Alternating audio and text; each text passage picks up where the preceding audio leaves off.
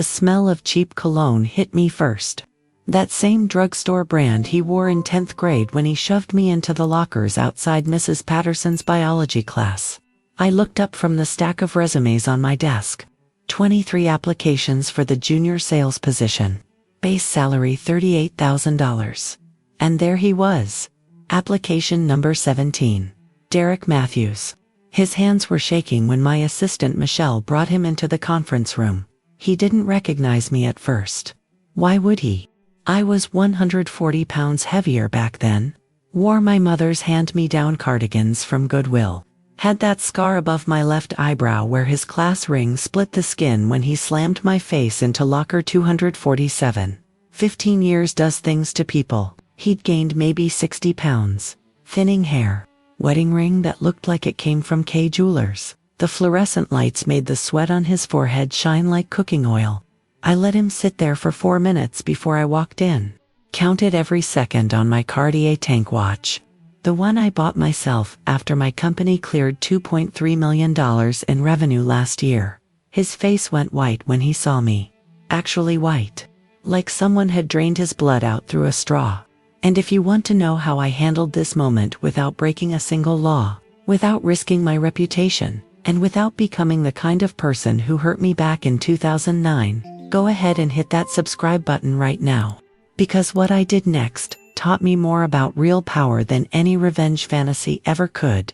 I sat down across from him, put his resume on the table. 3 pages. 2 jobs in 12 years. Both ended with the phrase, seeking new opportunities. Which is corporate speak for, got fired or quit before they could fire you.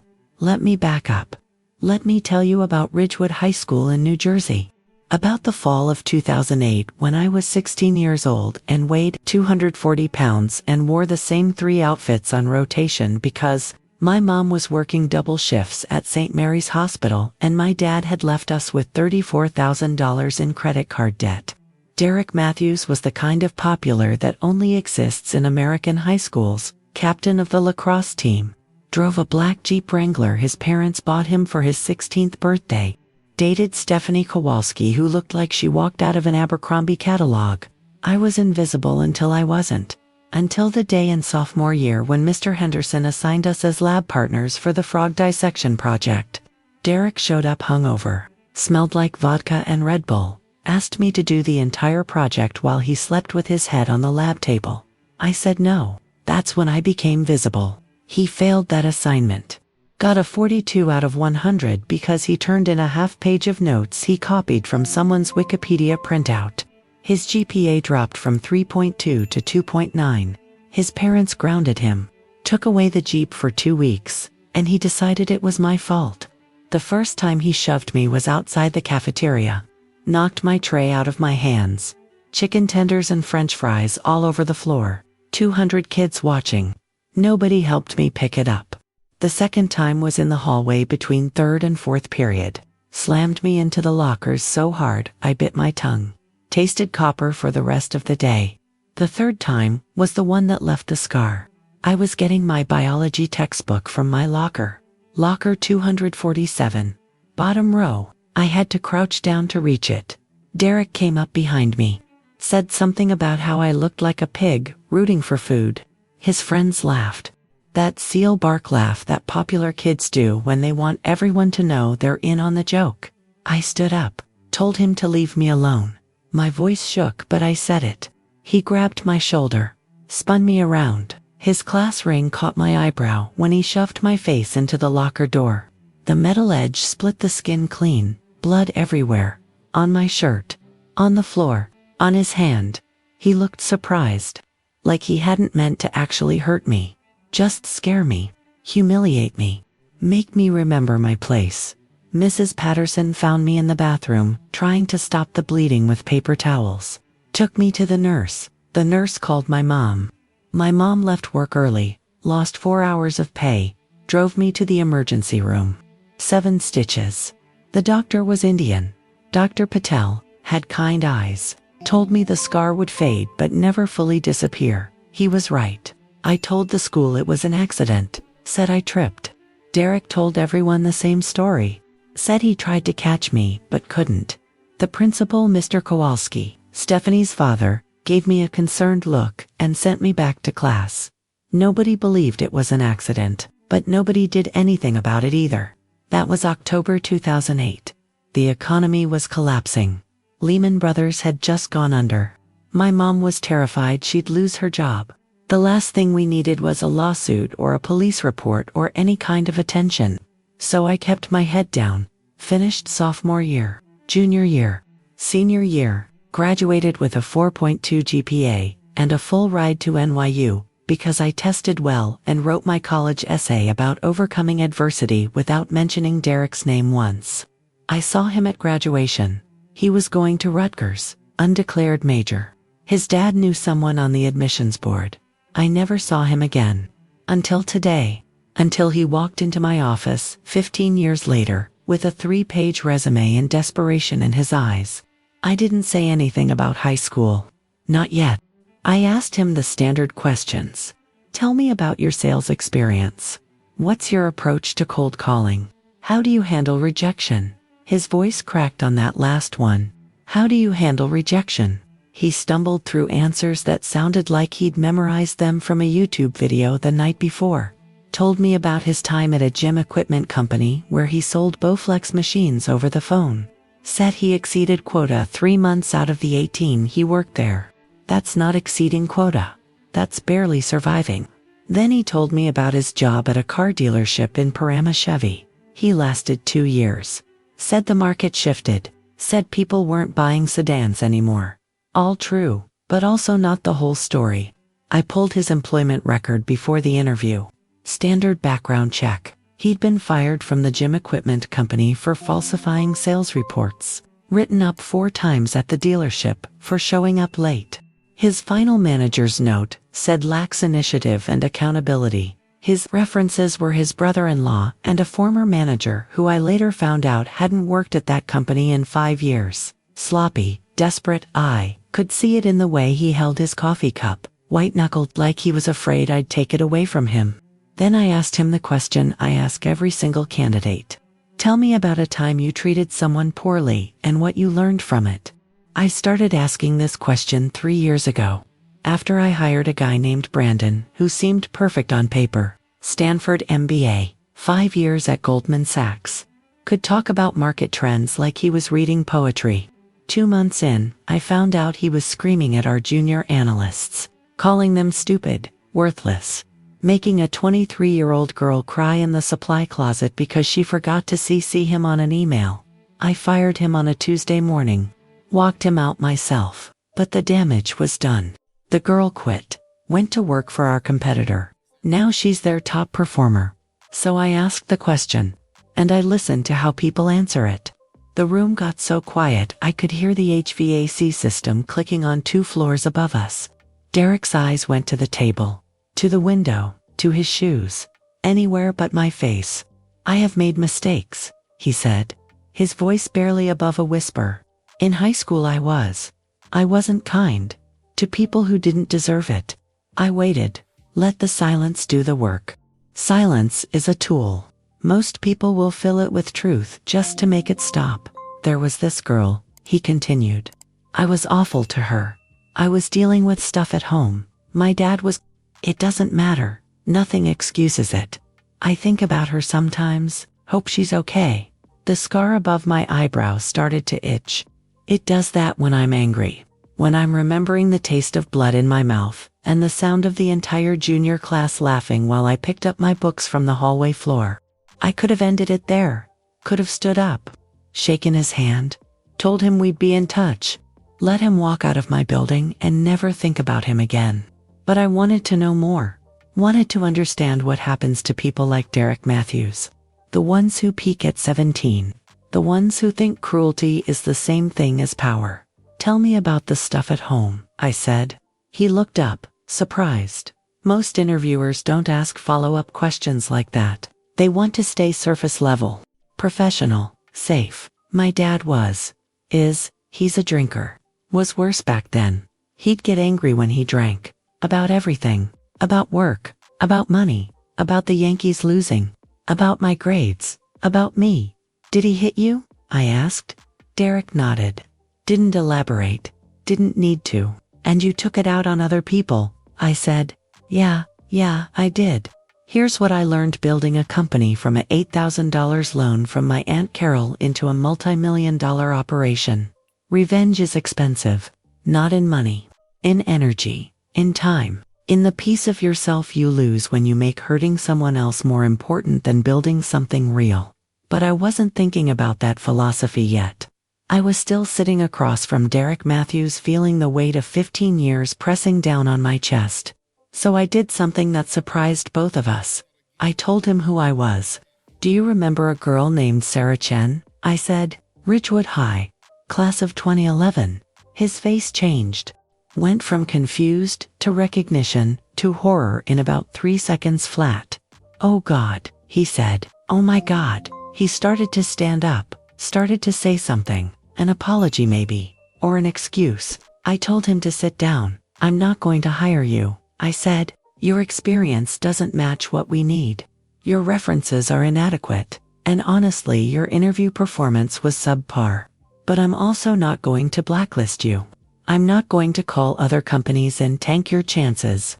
I'm not going to post about this on LinkedIn or anywhere else. What I am going to do is tell you the truth. I told him about the 2 years of therapy it took to stop flinching when men raised their voices near me. About missing my junior prom because I was too afraid someone would dump punch on me or trip me on the dance floor. About the full ride scholarship to NYU I almost didn't accept because the idea of being in a classroom full of people made me physically sick. I told him about my freshman year. About sitting in the back of every lecture hall. About eating lunch in my dorm room instead of the dining hall. About the panic attacks that hit me at random times. In the library. On the subway. In the middle of buying coffee at the Starbucks on Bleecker Street. I told him about Dr. Morrison, the therapist I started seeing in the spring of 2012 when I finally admitted I needed help. $75 per session. My mom helped pay for it even though she was still working double shifts. Dr. Morrison taught me something important. Trauma doesn't just live in your head, it lives in your body. In the way you hold your shoulders. In the way you scan a room when you walk in. In the way you organize your entire life around never being vulnerable again. I told him about climbing out of that hole. About forcing myself to join study groups. About getting an internship at a marketing firm in Soho where I had to do presentations in front of 20 people. About throwing up in the bathroom before every single one for the first 2 months. I told him about graduating in 2015 with a degree in business management and $47,000 in student loans even with the scholarship. About working 3 jobs, bartending at a place in Williamsburg, freelance copywriting, social media management for small businesses. I told him about saving $8,000. About my Aunt Carol matching it. About starting Apex Solutions in 2017 with $16,000 and a dream that felt impossible. Year 1, we made $83,000 in revenue. Barely enough to pay myself and my first employee, a guy named Marcus who took a chance on a startup run by a 25-year-old nobody. Year 2, we made $340,000. I hired 3 more people. Moved out of my apartment office into a real space in Jersey City. 800 square feet. Smelled like old carpet and Chinese food from the restaurant downstairs. Year 3, we made $890,000. I paid off my student loans, all $47,000. Wrote the check on a Tuesday morning and cried in my car for 20 minutes. Year 4, we crossed $1 million. $1.2 million. I bought my mom a house. 3-bedroom ranch in Montclair. She cried harder than I did about the student loans. Last year we did $2.3 million. This year we're on track for $3.1 million. Maybe more if the Philadelphia expansion works out. I told Derek all of this. Watched his face change as I talked. Watched him realize that the girl he shoved into the lockers was now the person who could determine whether he fed his family this month. I told him about learning that success isn't about becoming the person who hurt you. It's about becoming someone they could never touch. He cried. Actual tears. Told me about his dad, who beat him when the Yankees lost. About his older brother who called him weak. About how he took it out on anyone smaller than him because it was the only time he felt powerful. He told me about his life now, about his wife Jessica, who he met at Rutgers, about their 2 daughters. Emma is 8. Sophia is 6. He showed me a picture on his phone. 2 little girls in soccer uniforms.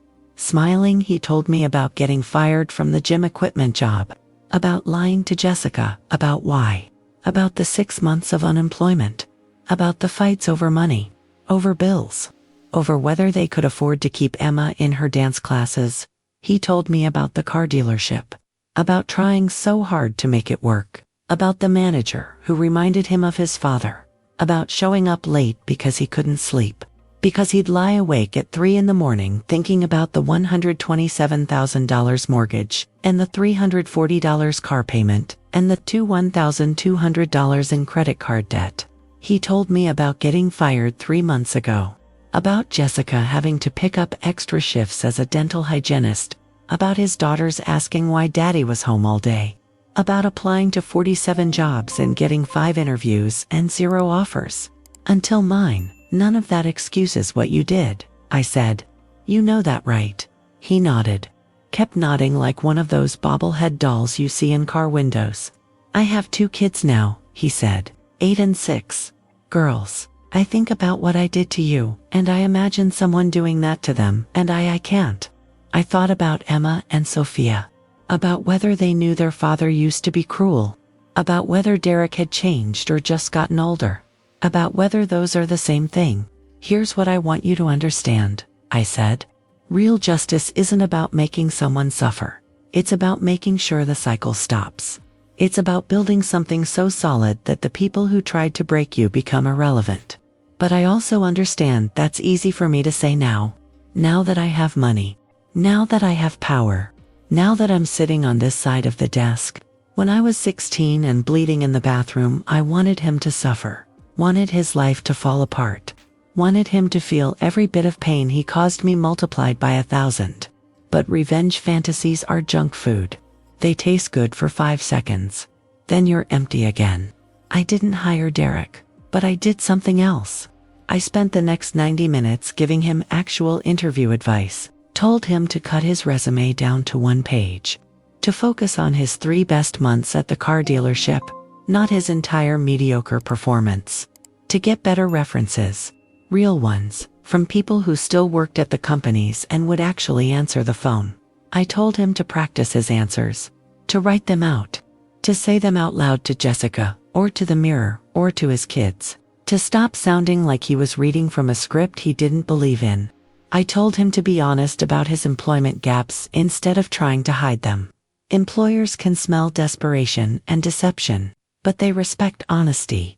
Sometimes, I gave him the names of 3 recruiters who specialize in sales positions for candidates with rocky work histories. Told him to mention that Sarah Chen from Apex Solutions referred him. That name carries weight now. Not everywhere, but in some circles. Enough circles. Jennifer Morton at Peak Performance Recruiting. She places people at medical supply companies.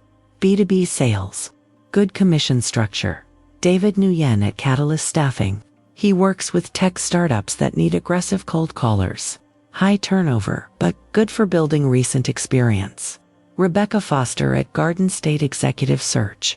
She's expensive, but she gets results. Told him to tell her I sent him and she'd waive her upfront fee. And I told him to get therapy.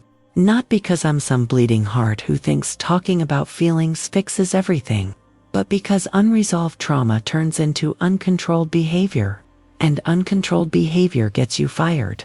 I gave him the number for a sliding scale clinic in Hoboken, Bergen County Community Services. They charge based on income. He'd probably qualify for $40 per session, maybe less. I told him about Dr. Morrison, about how therapy saved my life when I was 24 and couldn't afford the $200 per session my insurance didn't cover. About how it's not weakness, it's maintenance. Like getting your oil changed. Like going to the dentist. Your daughters are watching you. I said, they're learning how to treat people by watching how you treat people. They're learning how to handle failure by watching how you handle failure. Do you want them to learn what you taught me in high school? I asked. No, he said. No, I don't. Then get help. Fix yourself. Become someone they can be proud of. He left my office 90 minutes after he arrived. I watched him walk to his 2009 Honda Civic in the parking lot. The paint was faded. There was a dent in the rear bumper, a car seat in the back. He sat in the driver's seat for 10 minutes before he started the engine. I watched from my window, watched him cry, watched him pull himself together, watched him drive away. Michelle knocked on my door 20 minutes later, asked me why I spent so much time on a candidate I wasn't going to hire. She'd seen enough interviews to know when someone wasn't getting the job in the first 5 minutes. I told her the truth, because I could have destroyed him, could have posted his name online, could have sent his application to everyone in my network with a warning, could have made sure he never worked in sales again, could have called Jessica and told her what kind of man she married. I could have done all of it legally, morally even. He hurt me, scarred me, changed the trajectory of my life, but that would have made me exactly what he was 15 years ago. Someone who used power to hurt people because I could. Michelle nodded. Didn't say anything. She's 28. Sharp. Graduated from Seton Hall with honors. She's going to run her own company someday. Do you think people can change? She asked. I don't know, I said. But I think they deserve the chance to try. 3 months later, I got an email from Derek. He'd gotten a job at a medical supply company in Newark, Jensen Medical Systems. $45,000 base plus commission. Not great, but better than unemployment. He'd started therapy, seeing someone named Dr. Ramirez. Twice a month. His wife knew the whole story now. About high school, about me, about the interview. She was angry at first, then sad, then supportive. That's what he said. I don't know if it's true, but I hope it is.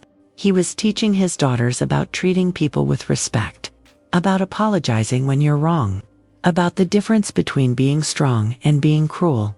He thanked me, said he didn't deserve my help, but it changed his life. I didn't respond, didn't need to, but I did look up Jensen Medical Systems, did some research. They're a good company, fair pay, decent benefits, 70% employee retention rate, which is solid for sales. I checked Derek's LinkedIn 6 months after that.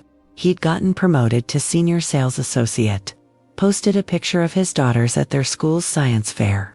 Emma's project was about plant growth. Sophia's was about volcanoes. Good for him.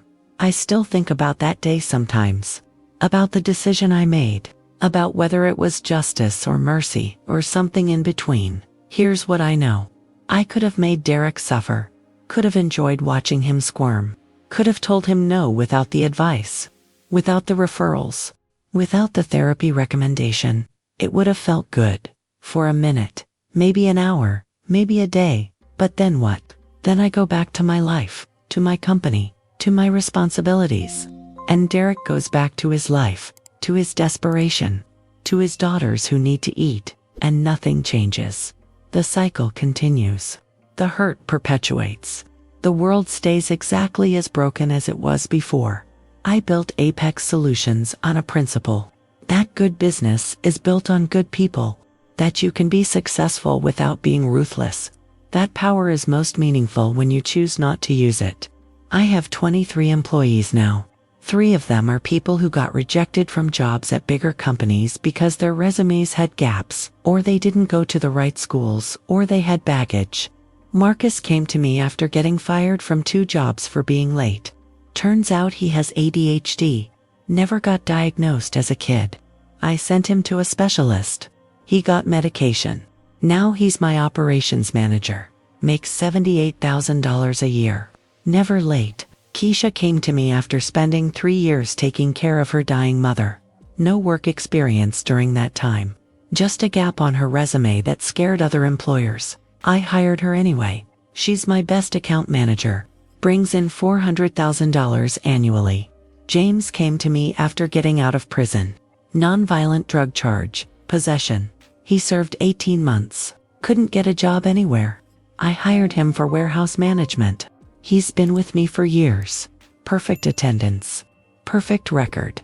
I didn't hire these people because I'm some saint. I hired them because they were talented and desperate, and willing to work harder than anyone else. Because they had something to prove, Same reason I gave Derek the referrals. Not because I forgave him, not because what he did was okay, but because everyone deserves a chance to become better than they were. That's the revenge no one talks about. Living so well that the people who hurt you become footnotes. Becoming so powerful that you can choose mercy without it costing you anything. Derek still works at Jensen Medical. I checked his LinkedIn last month, 5 years there now. Senior account manager. He posted about completing his first 5K run, about coaching his daughter's soccer team, about celebrating 10 years of marriage to Jessica. Good for him. I've got a board meeting in 20 minutes to discuss our expansion into the Philadelphia market. I've got a speaking engagement at Columbia Business School next month about building ethical companies in competitive industries. I've got a life that 15-year-old me couldn't have imagined. A life built not in spite of what Derek did, but in a strange way because of it. Because I learned young that power without restraint is just cruelty. That success without purpose is just noise. That becoming rich means nothing if you use that wealth to hurt people the way you were hurt. I've got this scar above my eyebrow. Still there. Still itches when I'm angry. I don't cover it with makeup anymore. Don't hide it in photos. It's a reminder, not of what Derek did to me, but of what I built despite him. And more importantly, what I chose not to do when I finally had the power to hurt him back. That's what real power looks like. Not the ability to destroy someone, but the choice not to. The wisdom to know that some victories aren't worth the cost of your humanity. My phone buzzes. Michelle reminding me about the board meeting.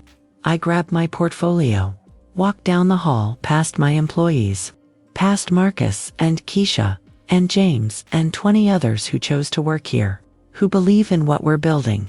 I think about Derek Matthews, about Emma and Sophia, about the version of their father they're growing up with versus the version I knew. I hope he's better. I hope therapy helped. I hope he's teaching his daughters something different than what his father taught him. But that's not my responsibility anymore. My responsibility is here, is now, is building something that lasts. And that's the final lesson. The one that took me 15 years and 7 stitches and $75 therapy sessions and a $2.3 million company to learn. The best revenge is no revenge at all. It's building a life so full that you forget to hate the people who tried to empty you. It's becoming powerful enough to show mercy, successful enough to offer help, secure enough to let go. That's justice. Real justice. The kind that actually changes things. And it feels better than revenge ever could.